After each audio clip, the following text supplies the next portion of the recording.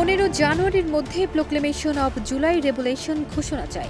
31 ডিসেম্বরের পর এতগুলো দিন পেরিয়ে গেলেও সরকারের পক্ষ থেকে দৃশ্যমান কোনো পদক্ষেপ দেখেনি বলে মন্তব্য করেছেন বৈষম্য বিরোধী ছাত্র আন্দোলনের কেন্দ্রীয় আহ্বায়ক হাসনাত আব্দুল্লাহ। বুধবার 8 জানুয়ারি বিকেলে কুমিল্লা টাউন হল মাঠে জনসংযোগ শেষে সাংবাদিকদের তিনি এসব কথা বলেন।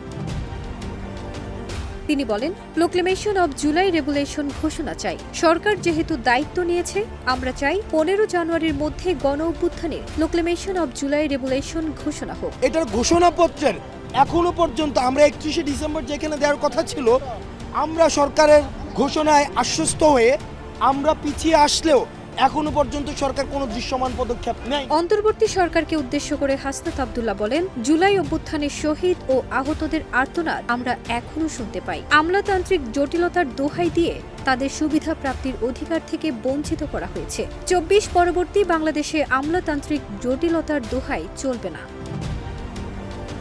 তিনি আরও বলেন, সরকারের ঘোষণাপত্রের শহীদ এবং আহতদের স্বীকৃতি দিতে হবে। সেখানে 1947, 1971 এবং 2024 ঐতিহাসিক যে ধারাবাহিকতার সুস্পষ্ট বর্ণনা থাকতে হবে। কোনো পরিস্থিতির মধ্য দিয়ে আওয়ামী লীগ ফ্যাসিবাদ ও আওয়ামী জাহেলিয়াত থেকে মুক্তি পেয়েছে সেটির স্বীকৃতি থাকতে হবে এবং যে রাজনৈতিক দলগুলো অংশ নিয়েছে তাদেরও স্বীকৃতি থাকতে হবে।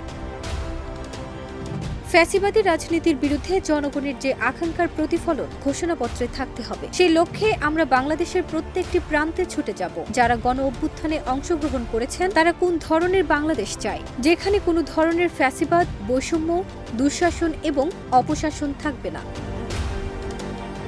ফারজানা নিকিতা, দেশ রূপান্তর।